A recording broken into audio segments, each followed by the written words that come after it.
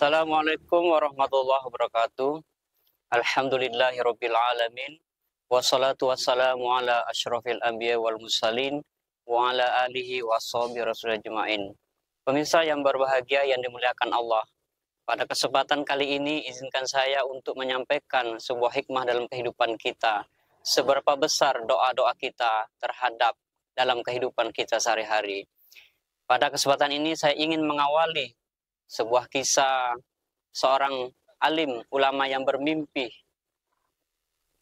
bertemu dengan para ahli kubur. Di dalam mimpinya itu, di mana para ahli kubur semuanya berebut mencari sebuah bingkisan, sementara ada satu ahli kubur yang diam saja tanpa berebut mencari bingkisan tersebut.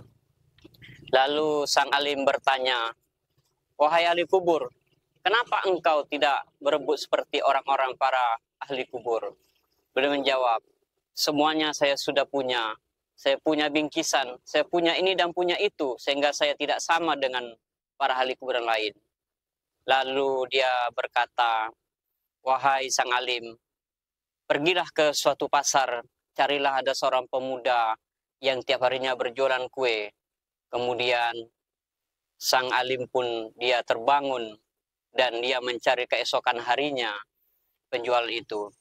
Dilihat dari jauh dan semakin dekat, penjual kue tersebut melihat bibirnya tak pernah berhenti, bahkan tak pernah kering bibirnya, selalu membaca Al-Quran dan berdoa untuk orang tuanya tersebut. Lalu sang alim pun berenung, akhirnya ia mengetahui bahwa beberapa besar kekuatan doa seorang anak kepada kedua orang tuanya. Oleh karena itu, para pemirsa yang berbahagia, kekuatan doa kita ini sangat agung di mata Allah. Ud'uni astajib lakum. Berdoalah kepada Allah, pasti Allah mengabulkan. Apabila kita sedang teraniaya, terzolimi, maka berdoalah kepada Allah supaya doa-doa kita diterima oleh Allah Subhanahu wa taala. Pemirsa yang berbahagia, pada kesempatan ini juga banyak orang juga yang berdoa tapi tidak beradab. Ada orang yang berdoa, tangannya menekan tangan ke atas, tetapi tangan yang satu memegang HP, bahkan meniru telepon. Tapi dia tidak tahu, dia berdoa kepada siapa? Padahal dia berdoa kepada Tuhan yang Maha Kuasa, kepada Allah Subhanahu wa taala. Nah, ini menjadi renungan bagi kita bahwa sama sekali kita tidak menganggap kita ini berdoa dengan siapa.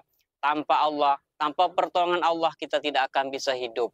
Doa sekecil apapun Allah akan terima. Dengan syarat kita adalah orang bersih. Janganlah kita memakan makanan yang haram agar doa-doa kita diterima. Janganlah kita menzolimi orang agar doa-doa kita juga diterima. Karena salah satu penghambat doa kita akan menjadi terhambat oleh Allah karena perilaku kerja kita.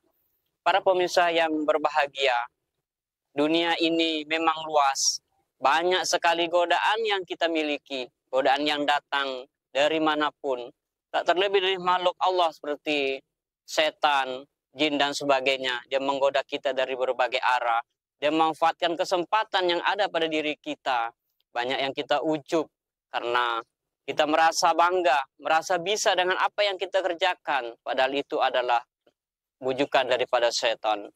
Pemirsa yang dimuliakan Allah, pada hakikatnya kita adalah manusia yang sangat lemah. Kita membutuhkan segala pertolongan Allah. Kita membutuhkan pertolongan manusia karena kita hidup sebagai makhluk sosial. Pemirsa yang berbahagia, kita ini berdoa bukan meminta sesuai dengan keinginan kita, tapi marilah kita berdoa sesuai dengan kebutuhan kita. Karena Allah Subhanahu wa taala mengabulkan doa kita bukan karena berdasarkan keinginan kita, tapi justru Allah mengabulkan doa kita sesuai dengan kebutuhan yang kita butuhkan. Oleh karena itu, berdoalah dengan sungguh-sungguh. Berdoalah dengan apa yang kita butuhkan. Doakanlah saudara-saudara kita. Karena mendoakan saudara kita yang tidak tahu kalau kita mendoakan termasuk doa yang dijabah oleh Allah Subhanahu wa taala. Kekuatan doa itu memang luar biasa. Tak bisa kita pungkiri. Kalau kita berjalan dari rumah hingga datang ke tempat kerja, kalau tidak ada doa, mungkin kita di tengah jalan kita tidak tahu. Karena doa memiliki pengantar untuk kita sampai ke tempat bekerja. Begitu juga dengan dalam kehidupan kita sehari-hari. Berdoalah semoga kita menjadi orang-orang yang termasuk orang ahli ibadah, ahli orang yang suka berdoa dan memanfaatkan doa kita sebagai tempat yang sebaik-baiknya. Pemirsa yang dimuliakan Allah, dunia ini alangkah baiknya kita hiasi dengan penuh dengan ibadah. Kenapa demikian? Sholat pun adalah ibadah. Mukhul ibadah, artinya dalam perintah sholat pun juga adalah dimuat sebagian besar adalah ibadah. Doa kita panjat kepada Allah Subhanahu wa taala. Demikian yang dapat saya sampaikan. Jangan lupa bahagia, semua akan indah pada waktunya. Saya akhiri, wassalamualaikum warahmatullahi wabarakatuh.